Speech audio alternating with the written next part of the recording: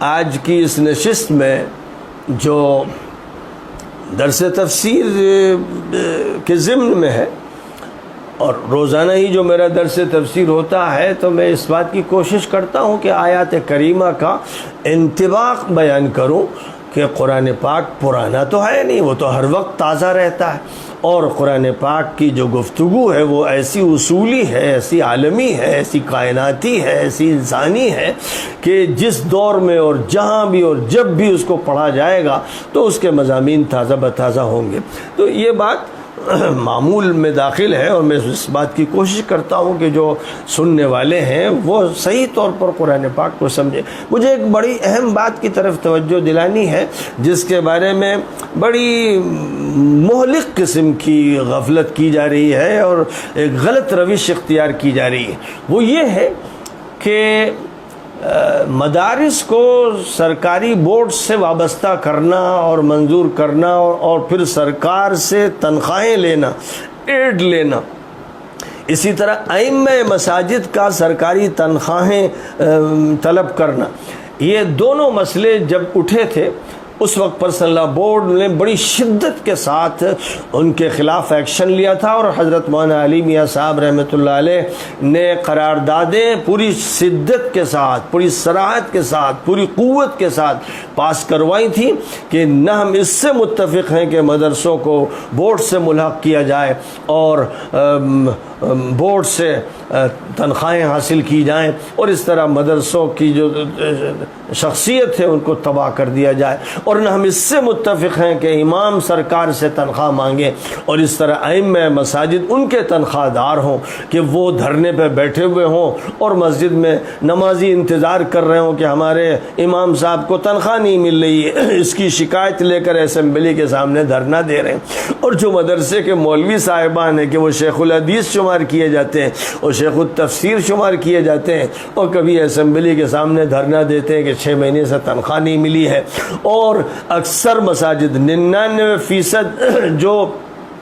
مدارس بورڈ سے ملحق کیے گئے ان کا جو انجام ہوا ہے اتنا بھیانک، اتنا خطرناک، اتنا نقصان دہ کہ اس کو دیکھ کر رونگٹے کھڑے ہو جاتے ہیں، اور عبرت کا سبق لیے بغیر آدمی نہیں رہ سکتا ہے۔ سب سے پہلے یہ لعنت بہار پر مسلط ہوئی، اور بہار میں ایک سلسلہ چلا دیوبندی مدارس، درس نظامی کے مدارس کا، کہ وہ سرکار سے الحاق کرنے لگے کہ ان سے تنخواہیں لی جائیں، اور اس کے بعد ان مدرسوں کا جو انجام ہوا ہے، وہاں جس طرح الو بولنے لگے ہیں، وہاں جس طرح سے دین کا اور کتاب کا مذاق اڑا ہے، یہ میری آنکھوں نے دیکھا ہے، کیونکہ جس وقت پرسنل لا بورڈ نے یہ فیصلے کیے اس وقت میری کمان چڑھی ہوئی تھی، اور میں نے ایسے مدرسوں کے خلاف اور ایسے مسجد کے اماموں کے خلاف سخت تقریریں کی، مولانا علی میاں صاحب کے فیصلوں سے اتفاق کا اظہار کرتے ہوئے، اور پرسنل لا بورڈ کی قراردادوں کی بنیاد پر میری تقریریں بہار میں ہوئیں، بنگال میں ہوئیں، یو پی میں ہوئیں، ملک کے مختلف طبقوں میں ہوئیں۔ ایسے مدرسوں اور ان کے محتمموں کے خلاف سخت سے سخت بیانات دیے گئے، اور مولانا علی میاں صاحب کو ان سے نفرت تھی، گھن آتی تھی، وہ اس کو گوارا کرنے کے لیے تیار نہیں تھے کہ یہ رویہ اختیار کیا جائے۔ اور اس میں کوئی شک نہیں ہے، میں قسمیہ کہہ سکتا ہوں کہ جن مدرسوں نے بھی الحاق کیا، اور خاص طور پر الحاق کر کے انہوں نے ایڈڈ مدرسہ بنایا، سرکار کی ایڈ سے مدرسہ چلایا، وہاں علم اور دین کا مقتل تیار ہوا۔ میں نے آنکھوں نے دیکھا ہے، میں نام بنام بتا سکتا ہوں ایسے مدرسوں کو جن کو میری آنکھوں نے دیکھا کہ وہاں کس طرح دین کا مقتل ہے، علم کا مقتل ہے، کیسا مذاق بنایا گیا ہے۔ اور صرف یہی نہیں ہوا بلکہ ان مدرسوں کے ذمہ داروں نے جس طرح جھوٹ کا کاروبار کیا ہے، جس طرح فراڈ کیا ہے، جس طرح دھوکے دیے ہیں، جس طرح جھوٹے رجسٹر بنائے ہیں، جس طرح طلبہ کی تعداد اور استادوں کی غلط تعداد دکھائی ہے، 5 استاد ہیں تو 20 دکھائے، اور ان کی تنخواہیں لی، اور تنخواہیں جو آئیں ان میں سے کچھ ان کو دی اور کچھ اپنے پاس رکھی۔ شاید کوئی مدرسہ اس سے مستثنا ہو جو سرکار سے ملحق ہو اور وہاں یہ فراڈ نہ ہوتا، اور سینکڑوں ایسے مدرسے پکڑے گئے، یعنی سرکار نے جب چھاپا مارا تو وہاں فراڈ کا پورا ایک کھیل نظر آیا اور دھوکہ و دھڑی، یہ سارا سلسلہ ہے جو ان مدارس میں چلتا رہا۔ اس لیے عوام کو یہ بات معلوم ہونی چاہیے کہ اگر مدرسوں پر مصیبت آئے، ایسے مدرسوں پر جہاں چندہ جھوٹ بول کر لاتے ہیں اور جہاں سرکار سے پیسہ کھاتے ہیں، جہاں بھی ایسا ہو تو کبھی بھی اس دھوکے میں مت آئیے گا کہ اسلام کے خلاف ہو رہا ہے، ہم پر لوگ زیادتی کر رہے ہیں، پولیس زیادتی کر رہی ہے۔ یہ جھوٹے مولوی ہیں جو جھوٹ بول رہے ہیں، جو اپنے یہاں فراڈ کرتے رہے، قرآن اور حدیث کے ساتھ فراڈ کرتے رہے، اور یہ بات ان کے علاقے کے لوگوں کو معلوم ہے، ایک ایک طالب علم کو معلوم ہے۔ اگر کوئی اس کہانیاں سننا چاہے تو فراڈ کی ایسی کہانیاں سنے گا کہ کانوں میں انگلیاں ٹھوس لے گا، اور وہ حیران ہو جائے گا جب شیخ الحدیث کی داڑھی دیکھے گا اور ان کی مسند پر نشست دیکھے گا، تو ایک طرف ان کو، پھر جب وہ ممبر پر ان کی تقریر سنے گا تو ان کے بارے میں یوں سمجھے گا کہ ملکوتی کوئی روح ہے جو وجود میں آ گئی، اور جب ان کے مدرسے کے فراڈ کو دیکھے گا اور مدرسے کے دھوکے اور جھوٹ کو دیکھے گا اور سرکار سے پیسہ لینے کی ترکیبوں کو دیکھے گا اور رشوتوں کو دیکھے گا تو وہ حیران ہو جائے گا، سر پیٹ لے گا، شاید سر پھوڑ دے، وہ اس کا ایمان باقی نہیں رہے گا۔ یہ وہ صورتحال ہے جو بے انتہا خطرناک ہے، بہار سے شروع ہوئی، بنگال میں ہوئی، کلکتے کے مدرسہ عالیہ کا میں نے جائزہ لیا اور ایسا منظر دیکھا کہ صرف لاحول پڑھتے ہوئے، انا للہ پڑھتے ہوئے وہاں سے باہر نکلا ہوں۔ میں نے یہ سب تفصیلات لکھی ہیں، میرے پاس نوٹ ہیں، اور چونکہ ان کے خلاف میں نے مورچہ سنبھالا تھا الحمدللہ، اور حضرت مولانا کا جو مسلک تھا، جو ان کا مشرب تھا، جو ان کا طرز تھا، جو ان کا منہج تھا، اللہ تعالیٰ نے مجھے اس کا موقع دیا کہ ببانگ دہل اس کو ملک کے چپے میں بیان کروں۔ تو یہ یاد رکھا جائے کہ یہ بیماری شروع ہوئی بہار و بنگال سے، پھر یو پی میں اعظم گڑھ والوں نے، مئو والوں نے، پھر ان کے آس پڑوس والوں نے یہ سلسلہ چلایا، بات بڑھتی چلی گئی۔ درس نظامی کے بہت سے لوگوں نے سرکار سے الحاق کیا اور ان سے تنخواہیں لیں، اور اس کے بعد جھوٹے کاروبار کیے اور فراڈ کیا اور مدرسے کا مذاق بنایا، حدیثوں اور قرآن کا مذاق اڑایا گیا۔ مجھے بڑا تعجب ہوا جب یہ میں نے سنا کہ مولانا عبدالعلیم فاروقی نے بھی ایک مدرسہ دارالمبلغین میں خزینۃ العلوم کے نام سے گویا ایک فراڈ کے طور پر، دارالمبلغین کا تو صرف گویا لیبل ہے، لیکن چونکہ دارالمبلغین میں تو کچھ ہوتا نہیں ہے، وہ تو ایک ویرانہ ہے، اس ویرانے میں ایک نیا نام دے کر، نیا رجسٹریشن کر سرکار سے الحاق کر کے اپنے گھر کے خرچے کے لیے اور اپنی اولاد کی تنخواہوں کے لیے یوگی جی سے عنایتیں حاصل کی اور بی جے پی کے پیسوں سے گھر چلانا شروع کیا۔ اب جو مدرسہ چل رہا ہے مولانا کا، وہ بی جے پی کی مال وہاں سے آتا ہے، اس پر گھر پل رہا ہے، اور ایسے بہت سے مولوی صاحبان ہیں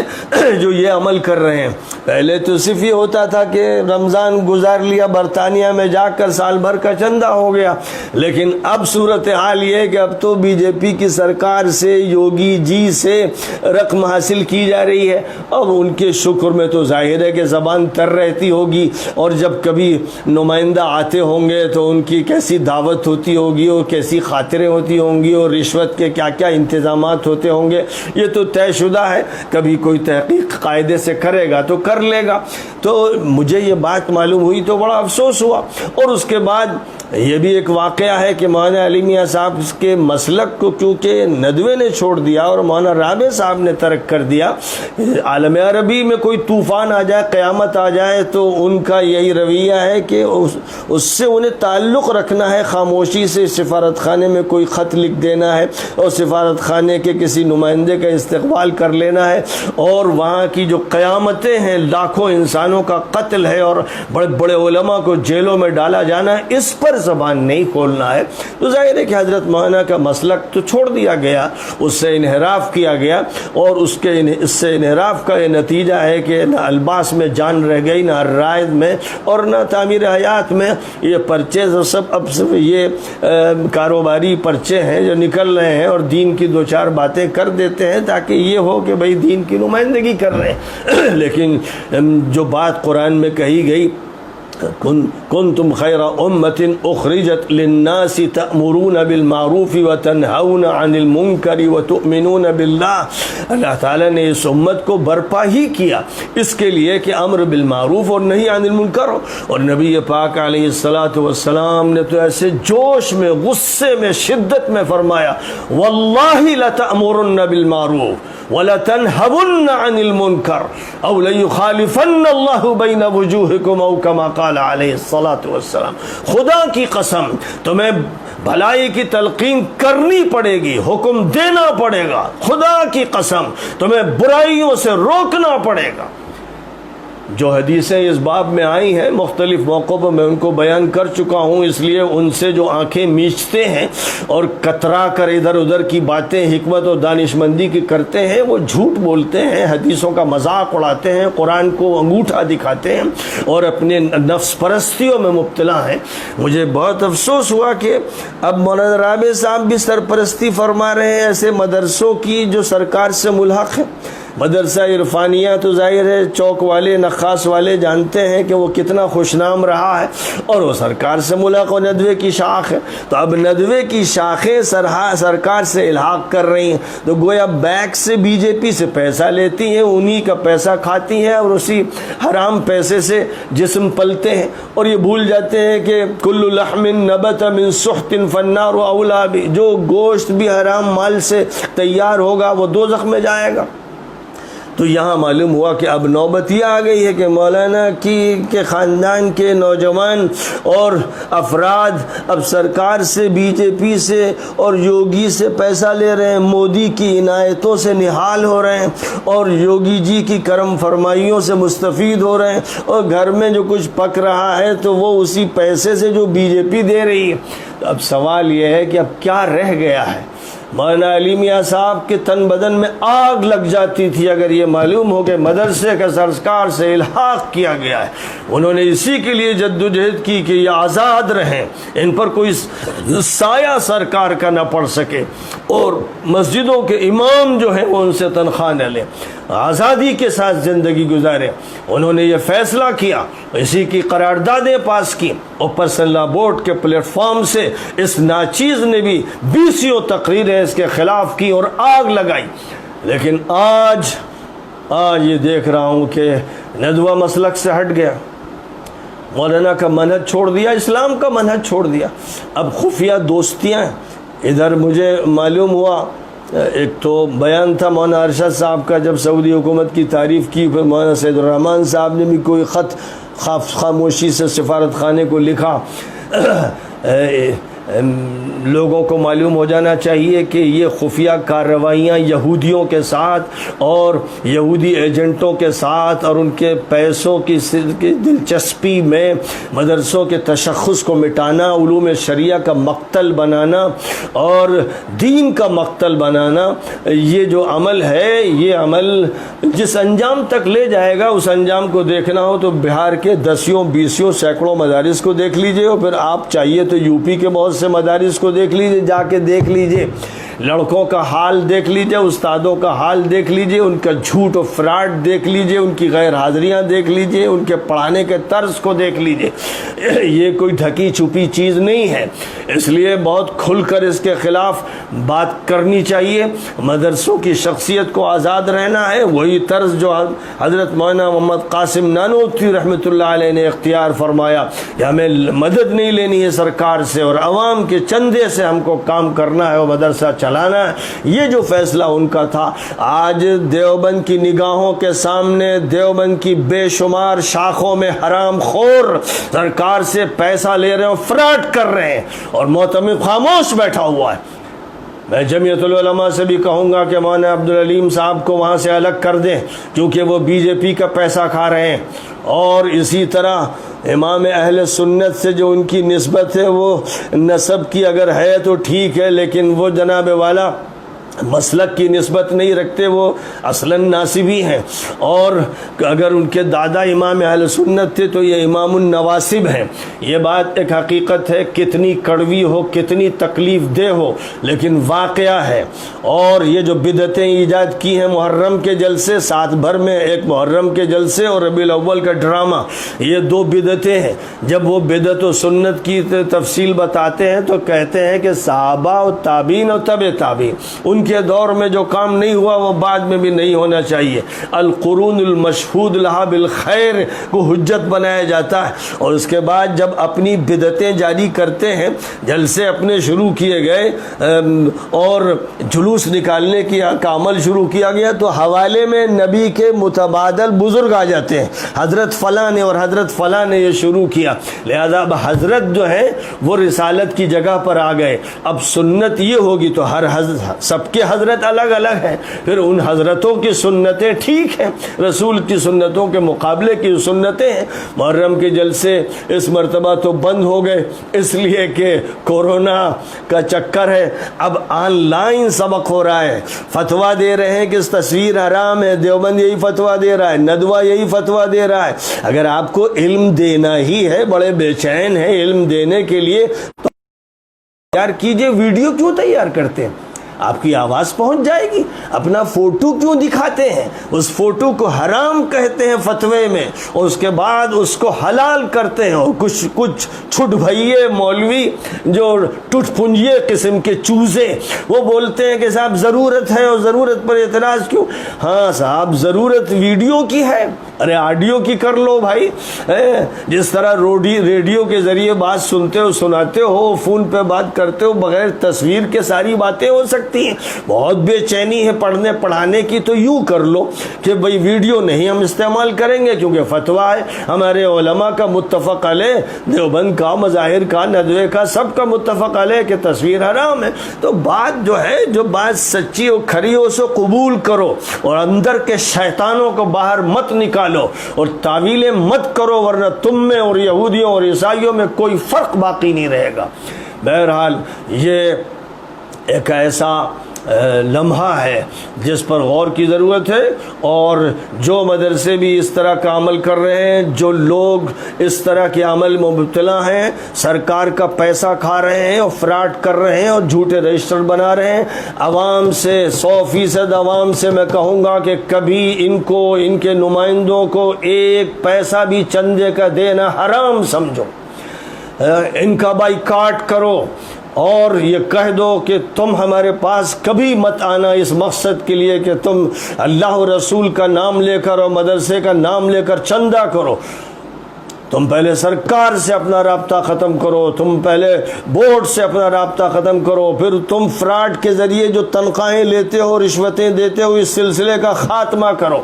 یہ ایک مسئلہ ہے، اور اس مسئلے کو پوری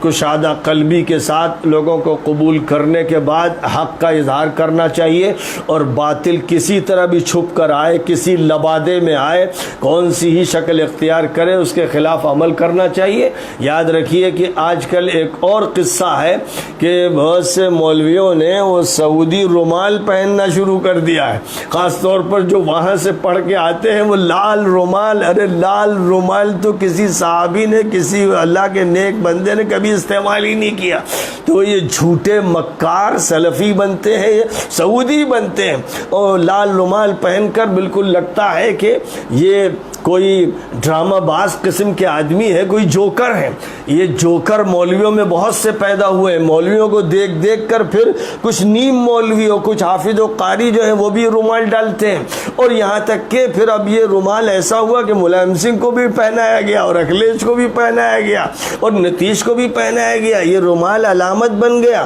مکر و فریب کی علامت ہے، اس لیے جہاں ضرورت پڑتی ہے مکر کے، وہاں اس کو استعمال کرتے ہیں۔ جو لوگ سفید استعمال کرتے ہیں وہ حجاز کے طریقے پہ عمل کرتے ہیں، لیکن وہ سنت کے خلاف کرتے ہیں۔ سنت صرف یہ ہے کہ ٹوپی پہنی جائے یا امامہ، ٹوپی کے ساتھ امامہ۔ رومال ڈالنے کی کوئی سنت نہ حضور سے ثابت ہے، نہ صحابی کسی صحابی سے ثابت ہے، نہ تابعی سے ثابت ہے، بلکہ حضرت انس ابن مالک رضی اللہ تعالیٰ عنہ کی حدیث امام بخاری نے صحیح بخاری میں ذکر کی ہے کہ وہ بصرہ جب پہلی مرتبہ گئے تو حیران رہ گئے۔ مسجد میں انہوں نے دیکھا لوگ سر پہ رومال ڈالے ہوئے، رومال لٹک رہا ہے جس کو تیلسان کہتے تھے، تو وہ کہنے لگے کأنہم الیہود کأنہم یہود خیبر کأنہم الساعۃ یہود خیبر، وہ کہنے لگے یہ تو خیبر کے یہودی لگ رہے ہیں۔ یعنی یہودیوں کے ہاں یہ رواج تھا کہ سر پر رومال ڈالے۔ آج بھی بہت سے یہودی ہیں، آپ دیکھیں گے ان کو، آپ دیکھیں گے دیوار گریا کے پاس اور بہت سی جگہوں پر کہ وہ رومال ڈالتے ہیں جو لٹکتا ہے، یعنی جیسے یہ مولوی رومال پہنتے ہیں۔ تو حضرت انس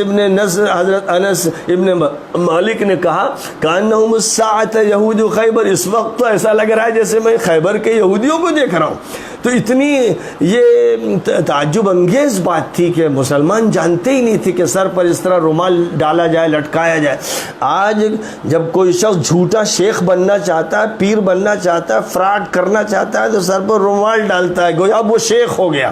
تو اس طرح بہت سے مکتب کے مولوی اور حافظ اور ملا رومال ڈال کے سامنے آتے ہیں تاکہ یہ لگے کہ یہ بھی سعودی ریٹرن ہے یا یہ بھی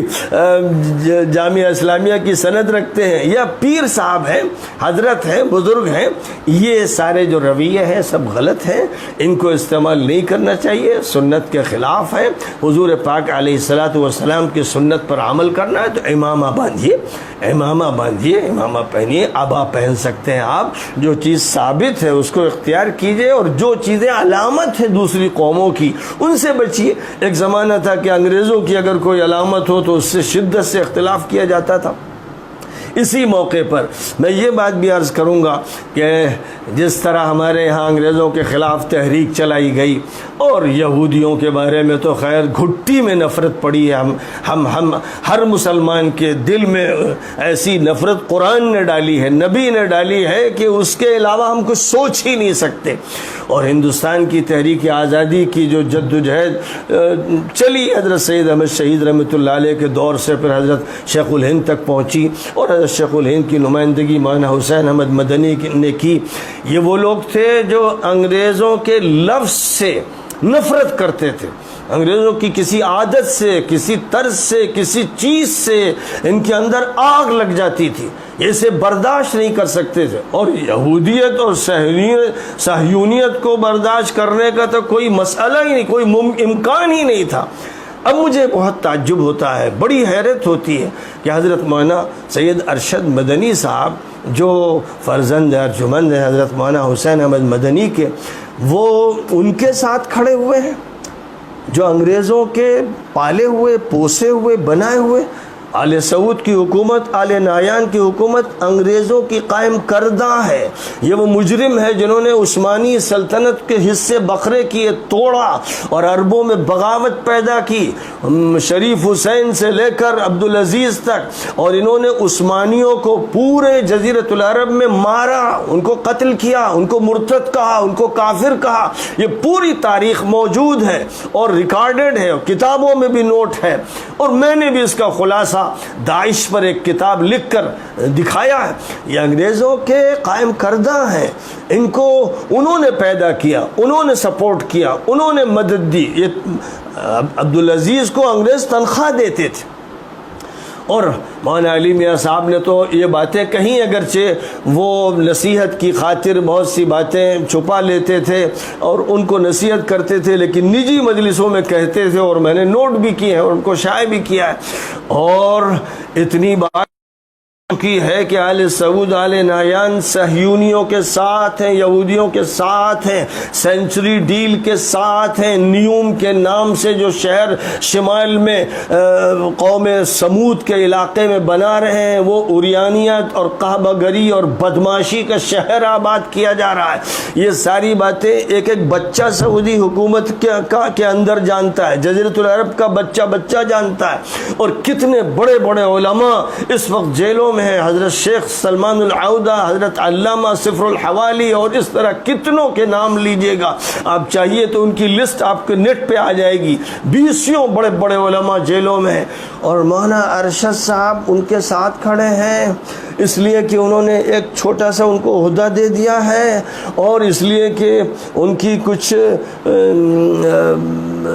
روایتیں ہیں اور کچھ تعلقات ہیں جو وہاں سے قائم ہیں، خاندان کے لوگ ہیں، مفادات ہیں۔ تو مولانا مدنی کی روح کو کتنی تکلیف ہوتی ہوگی، ادھر یہاں جو کچھ ہو رہا ہے اس سے مولانا علی میاں کی روح کو کتنی تکلیف ہوتی ہوگی کہ جس چیز کو مولانا برداشت نہیں کر سکتے تھے اب وہی نظام چلایا جا رہا ہے، اور ندوے کی شاخیں جو ہیں سرکار سے ملحق ہو رہی ہیں، اور گھر کے لڑکے جو ہیں وہی تنخواہ کھا رہے ہیں، بی جے پی کی تنخواہ کھا رہے ہیں۔ اور ادھر مولانا ارشد صاحب کے یہاں یہ ہو رہا ہے کہ اب صہیونیوں کا ساتھ دیا جا رہا ہے، بالواسطہ صحیح عیسائیوں کا ساتھ دیا جا رہا ہے، جو قاتل ہیں مسلمانوں کے ان کے ساتھ آپ کھڑے ہیں، ان کی مدد کرتے ہیں، ان کی بات کہتے ہیں۔ یہ وہ ایسا بحرانی دور ہے، اتنا خطرناک دور ہے کہ سر چکرا جاتا ہے۔ اور امت کے جو تقاضے ہیں، مسئلہ ہندوستان کا صرف نہیں، امت کا مسئلہ ہے۔ اور ہم جانتے ہیں کہ مولانا شیخ الہند اور حضرت مولانا حسین احمد مدنی کے دل میں کیسی آگ تھی انگریزوں کے خلاف، اور یہودیوں کے خلاف تو اس سے سینکڑوں درجے زائد۔ تو آج کیا ان کے گھرانے میں اب یہ ہونے لگے گا کہ اب ان یہودی نوازوں کے ساتھ اور عیسائی نوازوں کے ساتھ، جن کا ملک چل رہا ہے برطانیہ اور امریکہ کی مدد سے، جن کی پالیسیاں وہ طے کرتے ہیں، جن کے فوجی اڈے ان کے چپے چپے پر موجود ہیں، جن کی حکومت کا فیصلہ ٹرمپ کرتے ہیں، نتنیاہو کرتے ہیں، یہاں تک کہ ان کا لونڈا ٹرمپ کا داماد کشنر کرتا ہے، کیا یہ باتیں ڈھکی چھپی ہیں؟ ایسے لوگوں کے ساتھ کیا کھڑا ہونا جائز تھا؟ یہ کسی طرح قابل قبول ہے؟ اسی طرح دنیا جان رہی ہے اس وقت کہ حرمین کے امور کے ذمہ دار شیخ عبد الرحمن سدیس، جو زبردست امام اور زبردست دعائیں کرانے والے، ان کی جو بدنامی ادھر ہوئی ہے کہ پورے عالم عربی میں ان کو کوسا جا رہا ہے، اور پورا عالم عربی ان کے خلاف ہے۔ اب حالت یہ ہو گئی ہے کہ لوگ ان کے پیچھے نماز کے لیے تیار نہیں۔ انہوں نے واشنگٹن جا کر یہ بیان دیا تھا، جو ریکارڈ ہے، جب چاہیے اس کو نکال کے سن لیجئے، کہ عالم انسانی پوری دنیا کے اس وقت 2 سربراہ ہیں، 2 قائد ہیں جو امن و امان کے ساحل کی طرف اس کی کشتی لے جا رہے ہیں، ایک ٹرمپ اور دوسرے محمد بن سلمان۔ محمد بن سلمان کے جرائم تو اس وقت اتنے ہیں کہ یورپ میں وہ مجرم، امریکہ میں وہ مجرم، اور مجرموں کی فہرست میں ترکی میں شمار، وہ کتنوں کا قاتل اور کیا کیا کرنے والا انسان ہے، وہ تو ہے۔ لیکن ٹرمپ کے بارے میں دنیا جانتی ہے، امریکہ کا بچہ جانتا ہے کہ یہ ایک ایسا متشدد صہیونیت پرست بگڑا ہوا دیوس آدمی ہے جس کی مثال امریکہ کے صدور میں شاید کوئی نہیں رہی ہے۔ یہاں تک کہ ابھی آج اخبار دیکھ لیجئے کہ اس کی بہن نے ایک کتاب لکھی ہے، اس کی بھانجی نے ایک کتاب لکھی ہے، اور کتنے لوگوں نے اس کے بارے میں کتاب لکھی ہے کہ یہ بہت بگڑا ہوا سڑا ہوا انسان ہے، یہ بڑا مجرم انسان ہے، بڑا ظالم و قاتل انسان ہے، گھر والے بھی اس سے نفرت کرتے ہیں۔ یہ بات لکھ رہے ہیں وہ لوگ، اور یہ کتابیں پوری دنیا میں شائع ہو رہی ہیں، ملینوں کی تعداد میں بک رہی ہیں، اور بچہ ان کا تذکرہ کر رہا ہے، جس چینل پر چاہیے تفصیلات دیکھ لیجئے۔ اور شیخ عبد الرحمن السدیس واشنگٹن جا کر یہ کہتے ہیں کہ دنیا کے 2 سربراہ ہیں، ایک ٹرمپ اور ایک محمد بن سلمان۔ اب اس کے بعد وہ اس لائق رہ جاتے ہیں کہ وہ امام بنے، وہ خطاب کریں، ان کی دعائیں صرف گویا ایک تماشا ہے، اس لیے اللہ نے بھی راستہ بند کر دیا ہے کہ دعائیں قبول نہیں ہوں گی ان مجرموں کی، یہ پٹتے رہیں گے اور یہ ذلیل ہوتے رہیں گے، اس لیے کہ دعا قبول ہوتی ہے ان کی جو اللہ کے راستے پر چلتے ہیں، جو قرآن پر عمل کرتے ہیں، جو حدیثوں کو پیش کرتے ہیں۔ یہ حقائق ہیں جو بہت تلخ ہیں، بہت کڑوے ہیں، بہت زہریلے ہیں، لیکن ان کا بیان کرنا مجھ پر ضروری ہے۔ جب میں ذکر کرتا ہوں حضرت عیسیٰ کا، ذکر کرتا ہوں حضرت یحییٰ کا، ذکر کرتا ہوں حضرت یرمیہ کا، حضرت یسعیاہ کا، ذکر کرتا ہوں حضرت موسیٰ کا، تو پھر میرے تن بدن میں بھی پھر ان کی آگ اور ان کی آتش کی کوئی چنگاری جلنے لگتی ہے کہ حق بولو۔ اور جس طرح عیسیٰ نے کہا تھا اپنی قوم سے کہ اے افا کے بچوں، اے سانپوں، اے مجرموں، یہ الفاظ حضرت عیسیٰ کی انجیل میں نقل کیے گئے ہیں اور ابھی میں نے آپ کو سنائے ہیں۔ الحمدللہ میں اللہ کا شکر ادا کرتا ہوں کہ اللہ تعالیٰ نے انبیاء کرام کی زبان کے کچھ جملے تو مجھے بھی عطا کر دیے۔ وآخر دعوانا ان الحمدللہ رب العالمین۔